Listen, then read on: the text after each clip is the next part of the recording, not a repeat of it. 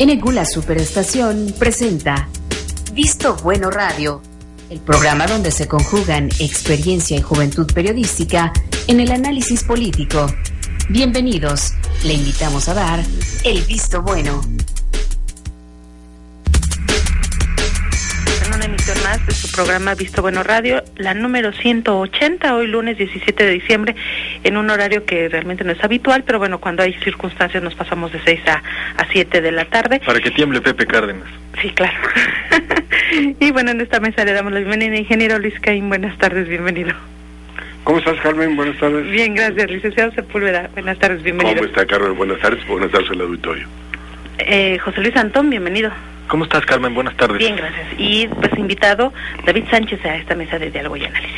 ¿Y estamos, Carmen? Buenas tardes. Y estamos en este momento a las 6 de la tarde porque Alejandro Wong, director, dueño de esta radiodifusora, está cantando las posadas, si no estaríamos a las 8 de la noche. Va a llevar a los peregrinos y todas las cosas. Claro. Perfecto. Bueno, nuestras líneas de contacto 107-0523, 107-0526, nuestra página de internet www.elvistobueno.com. Y bueno, pues siguen las reformas, siguen los pronunciamientos, siguen los cambios de mentalidad y ojalá en el tiempo perdure la capacidad que han tenido en este momento los que llegaron al gabinete. Y la verdad es que veamos rápidamente, antes de que entráramos al aire, comentábamos con el licenciado Sepúlveda sobre el arraigo. El arraigo es un tema de mucha importancia, pero sí debe existir, ¿no? Sí, yo creo que es una medida necesaria, pero excepcional. O sea, para casos excepcionales, por la complejidad del tipo de delito, digamos, quiero pensar en algunos delitos cibernéticos y esto que requieren, o contables, que requieren un periodo más largo para poderse comprobar y todo esto, o sea, sí se justifica. El problema es que se está abusando de la figura de manera fuera de lugar. La pregunta es, ¿qué no abusaron en los sexenios pasados? ¿Dónde no abusaron? Porque la verdad es que las cosas que estaban pronunciadas estaban bien, pero los excesos son los que llevaron a perjudicar a este país. Sin duda, pero ahorita que hacía usted mención de esto, de que de los sexenios pasados, ya hay un dato que habría que leer y releer varias veces, que es el mensaje de Jesús Murillo, Procurador General de la República. Fue muy cuidadoso. Dice, vaya, los vicios que venimos cargando, vaya, estoy parafraseándolo, dice, vienen de muchos gobiernos, pero de hace mucho tiempo, y muchos, lo aclaro. O sea, repite a todo lo largo del mensaje, con mucho cuidado, el no caer en lo facilito, estarle pegando al de atrás. Al de los 12 años. Que normalmente nos da mala espina, porque cuando alguien solamente justifica su actuación echándole la culpa al que estaba antes que él, mal anda el asunto. Entonces, para mí es un muy buen mensaje el no ponerle calificativo a lo anterior, señalando a los panistas y ver para adelante. ¿Cuánto nos hubiéramos ahorrado en este país si Fox hubiera llegado con esa mentalidad de ver para adelante y no estar golpeteando para atrás, y Calderón otro tanto? Pepe. Coincido totalmente. Yo creo que es erróneo que plantea que los 12 años del PAN son el paréntesis entre la perfección del régimen político en México. No es así. Este país tiene muchos retos sistémicos. Uno de ellos es el tema de seguridad.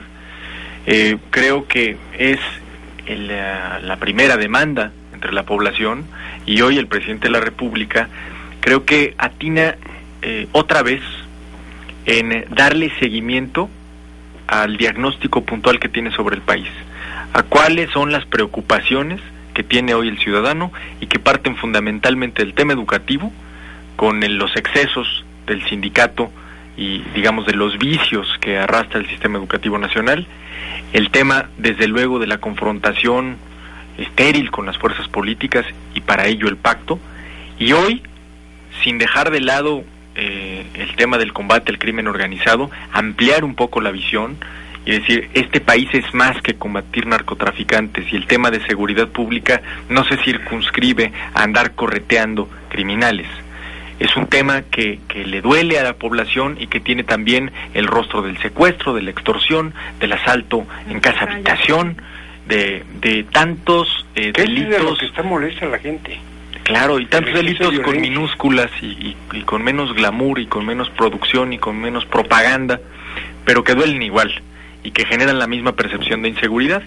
Entonces, me parece que al menos en el arranque de un sexenio, el presidente de la República está cumpliendo con decirle al país que no va a haber soluciones fáciles, que no va a haber hoy más que planeación y diagnóstico para tratar de enfrentar un problema que en los últimos años ha adolecido precisamente de una estrategia que distinga el tema de seguridad pública de los ciclos electorales y las estrategias políticas. Sin duda, la llegada de Jesús Murillo a la PGR, de inicio, ha separado a la institución de la agenda que tenía en los últimos años, que era prácticamente mimetizarse con la de su partido político. Creo que la institución más desgastada en los últimos años fue precisamente la PGR. Entonces, es una buena noticia que hoy se llame a tener una nueva visión. A veces no hay que cambiar la realidad, basta con tener la certeza de que la realidad puede cambiar. Entonces creo que estamos todavía en esa parte de planeación, de identificar dónde están las áreas que debemos cambiar y que la realidad sí puede ser diferente. Y eso creo que después del sexenio que tuvimos con el presidente Calderón, ya vamos de gane. Ya traíamos varias inercias, ¿no?, en este tema de seguridad, que parecía que estábamos en el callejón sin salida, donde nada podía modificarse y no había margen para hacer las cosas de forma distinta. Creo que hoy, al menos, estamos regresando a la etapa de diagnóstico que nos faltó en 2007.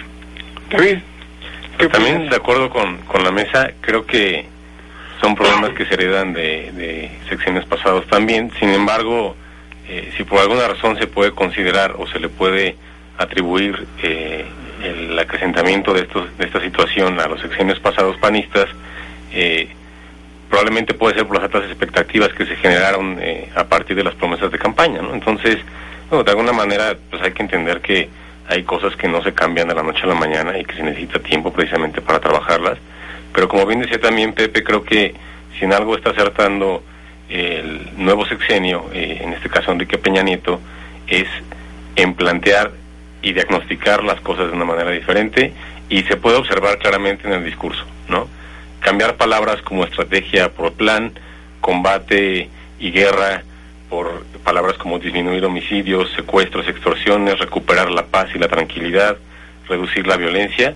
Es decir, todo este cambio en el lenguaje que se utiliza precisamente para acercarse al problema es muy importante, porque precisamente genera que la percepción es, el ataque ya no es tal vez directamente, o no se percibe como el combate al narcotráfico como tal, sino arreglar o solucionar un problema que es la cuestión de la violencia, que es en primera instancia tal vez la necesidad más básica que tenemos en este momento. ¿Qué es lo que la gente quiere en nuestro país, ¿no? Entonces, en el discurso se ve ese cambio, que creo que es importante y que ayuda precisamente también a que otros grupos, en este caso como pueden ser el PRD y el PAN, como oposición, se sumen también a este esfuerzo que creo que a todos nos beneficia, ¿no?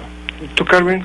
No, pues nada, más que nada también resaltar la regionalización que va a hacer en cuestión de la Procuración de Justicia, ¿no? Y que planteó en esta ocasión. Sí, son las acciones que va a hacer. De parte de... Entonces, yo platicaba el fin de semana con algunas personas y decía, bueno, que el presidente Peña está teniendo una carta muy buena de intenciones, pero ojalá no nada más quede en lo político, sino que sí lo logre aterrizar para que nosotros los de a pie, los ciudadanos, logremos ver los cambios. En este caso, en cuestión de seguridad, lo comentaba Pepe, se dan muchos asaltos en la calle, se dan muchos robos a casa habitación, y no son con permítame, voy a robar, ¿no? Sino son con violencia, rompen, golpean y todo eso, y la gente es lo que quiere, que se vaya tomando en cuenta eso, y no nada más ese combate a la delincuencia organizada, sino a esto que empieza desde abajo y que termina justamente en una delincuencia organizada. Yo me pregunto, Carmen, si esa gente de a pie que tú mencionas hace algo para ayudar a que el gobierno pueda modificar los índices de violencia. Ojalá todos, ¿no? Porque es de todos. Sí. Si no, no se puede. Clarísimo. Yo rescato algo que decía David y que es muy importante. Vamos de gane cuando la violencia se identifica como un problema, porque la administración anterior, con sus razones, no la estoy estigmatizando, veía la violencia como un costo a pagar, no como un problema. Es decir, la violencia era un costo, un mal necesario en aras de combatir frontalmente al crimen organizado.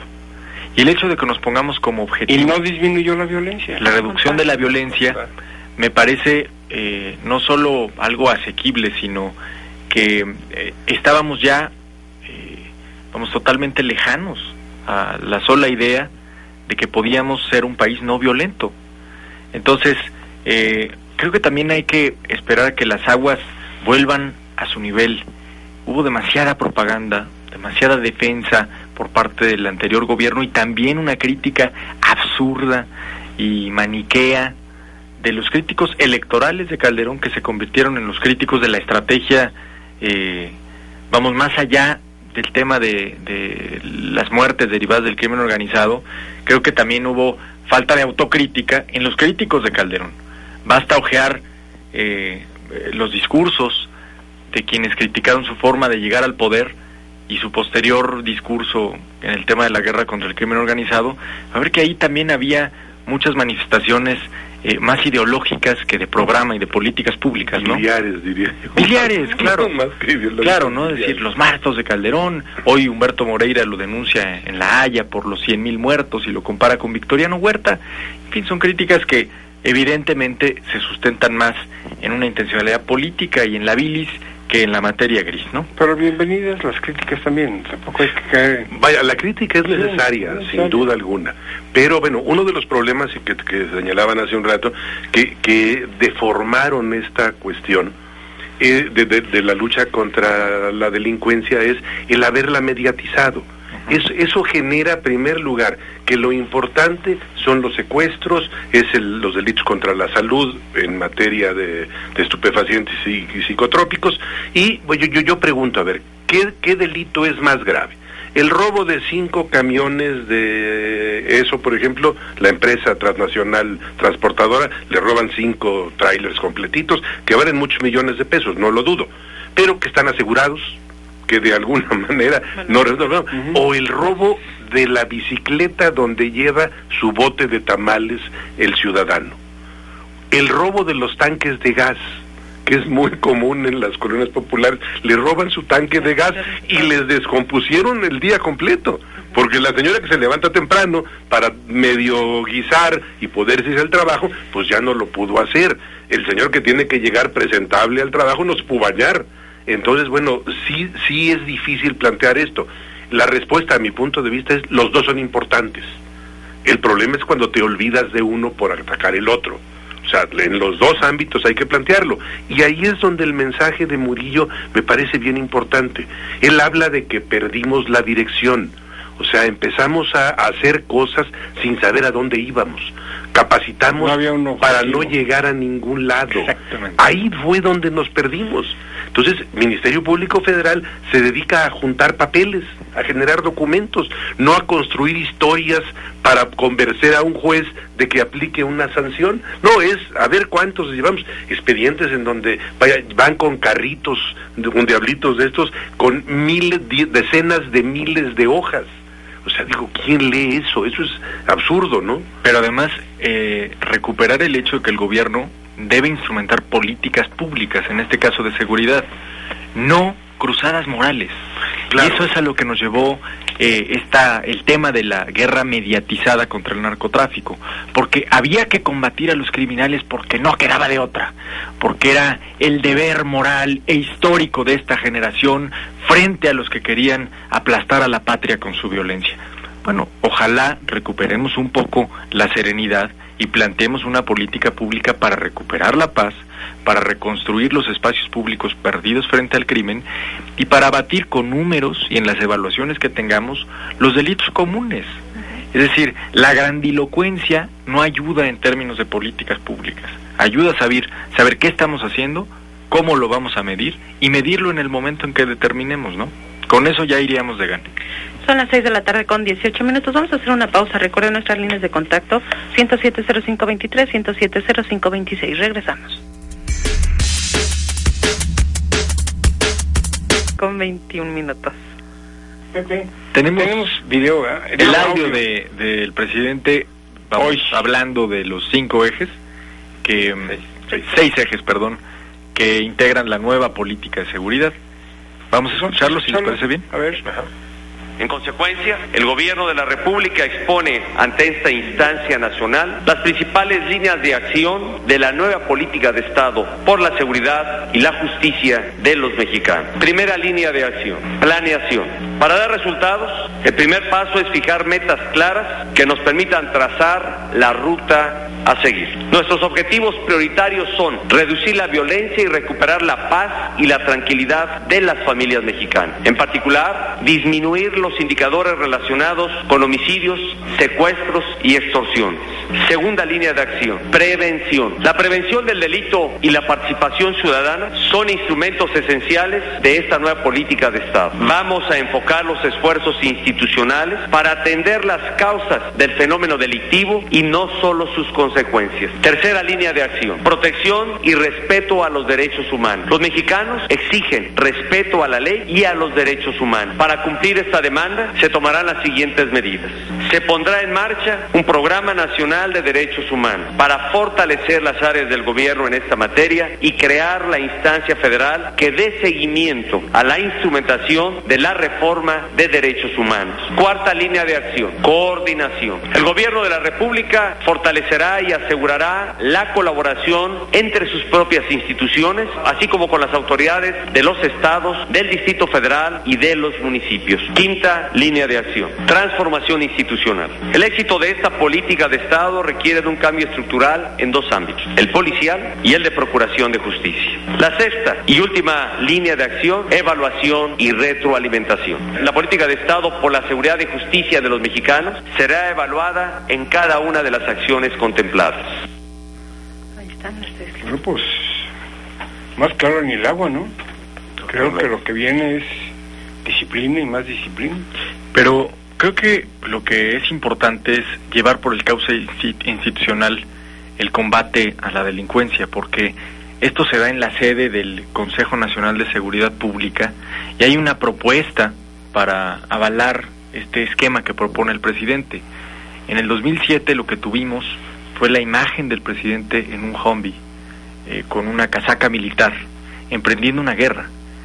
Y esa imagen le quedó grande, pero esa imagen acompañará a Calderón, y el problema es que esa imagen, esa intención propagandística derivó en la posterior estrategia y no al revés.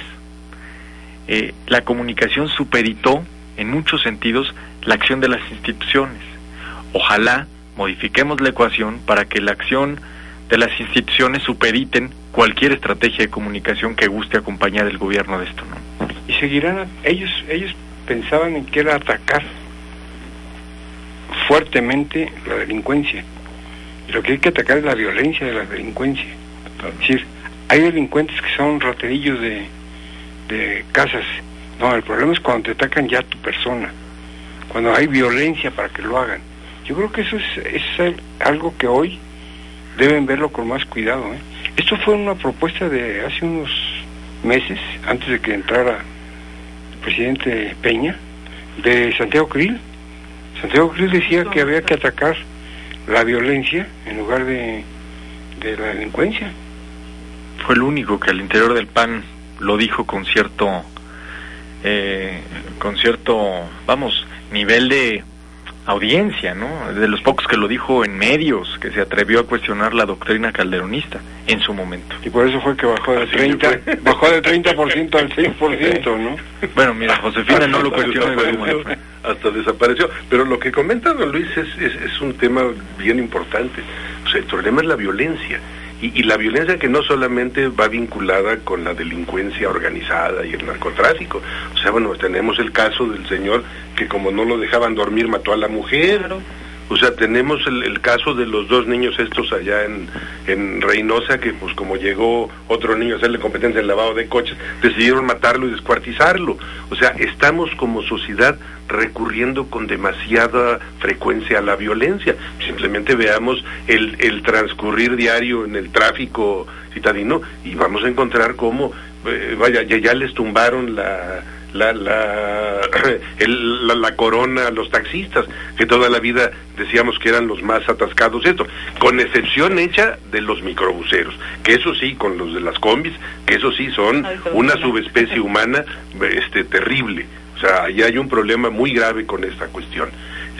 Sin embargo, amas de casa, mujeres, o sea, con la mayor facilidad en un incidente de tránsito se agarran a golpes, se mientan la madre, bueno, o sea, hay demasiada violencia en todos lados y yo creo que habría y es que la violencia no nada más es de que te ataquen, la violencia también es verbal. Totalmente. Y ahí es donde empieza, entonces. Yo creo que cuando no hay precisamente incentivos para mitigar esa violencia es cuando se genera la perpetuación de la misma violencia, ¿no? Entonces, uno de los puntos, creo que era el quinto de los ejes que mencionaba Enrique Peña Nieto, que era la transformación institucional, creo que precisamente piensa en esa parte, ¿no? Cuando en una sociedad no existen, como comentaba, esos incentivos para que tú dejes de hacer algo porque sabes que ese acto va a ser en algún momento castigado, pues bueno, tienes completamente libertad para seguirlo haciendo. Y entonces las generaciones que vienen van viendo que esa es la manera de llevar las cosas en esta sociedad, y entonces no tienen como no miedo como tal, pero sí el mecanismo que provoca que tú evites llevar a cabo ese tipo de actos, ¿no? Entonces, pues en este caso, por ejemplo, creo que dentro de este fortalecimiento institucional se comentaba también la parte de fortalecer las funciones de la Procuraduría General de la República, ¿no? Creo que es una buena oportunidad para hacerlo, y como ya comentaba el licenciado Sepúlveda, es un buen paso el que acaba de dar Murillo en ese sentido, ¿no? Entonces, si no tienes un sistema de procuración de justicia que precisamente procure la justicia, cualquier otra cosa creo que está en vano, y creo que seguir este plan de seguridad y justicia, que ahora ya se le agrega la palabra, igual ya se venía haciendo, claro, ¿no? Pero no se incluye la palabra justicia dentro o acompañada de la de seguridad, es importantísimo, ¿no? Sin una, la otra creo que de alguna manera no puede darse o no puede existir. Pero fíjate, Pepe, que México no está nada más en primer orden. Eso que sucedió en Connecticut fue algo realmente serio que vamos a tratar después de que... Bueno, el fenómeno de la compra indiscriminada, fácil, laxa de armas es un fenómeno que genera muertos de los dos lados de la frontera. Nada más que claro, unos son en las calles y otros son en escuelas. Pero es una realidad que desafortunadamente, así como hay atavismos históricos en México para modificar esquemas legales, en Estados Unidos los tienen, y mucho más arraigados, poderes fácticos, pero poderes fácticos, claro, también. Y visiones muy arraigadas, como el derecho a portar un arma y a comprarla, asociada a un valor como la libertad. Entonces, más bien no es tanto la libertad, es más bien al miedo.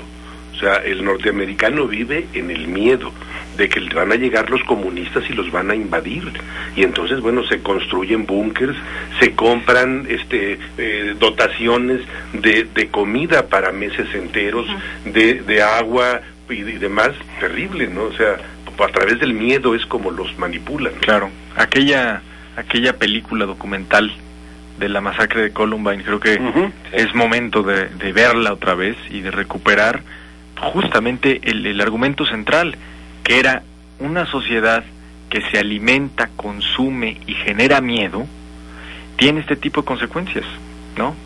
Son las 6:30 p.m. Vamos a identificar estación y regresamos con más de esta mesa de diálogo y análisis de Visto Bueno Radio.